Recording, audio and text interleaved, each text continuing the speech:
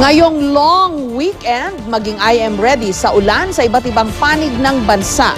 Nakakaapekto na rin kasi o pa rin kasi ang amihan sa Northern Luzon at ang tail end ng cold front sa eastern section ng Central Luzon. Kaya sa Metro Manila bukas, mataas ang tsansa ng mahinang ulan ayon sa Metro Weather. Pero magiging maaliwalas na sa Linggo at sa selebrasyon ng Chinese New Year sa Lunes. Sa ibang bahagi ng Luzon, may ulan sa Northern Luzon bukas ng umaga. Sa hapon, sa Southern Luzon naman, posibleng umulan. Sa Linggo at Lunes, maaring umulan sa Baguio. Pero sa Subic at Tagaytay, magiging maaliwalas ang panahon. May ulan naman sa Eastern Visayas bukas at sa mga susunod na araw. Uulanin din ang iba pang bahagi ng Visayas sa Lunes.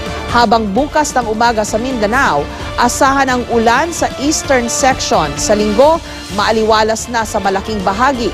Pero sa Lunes, uulan muli sa eastern section.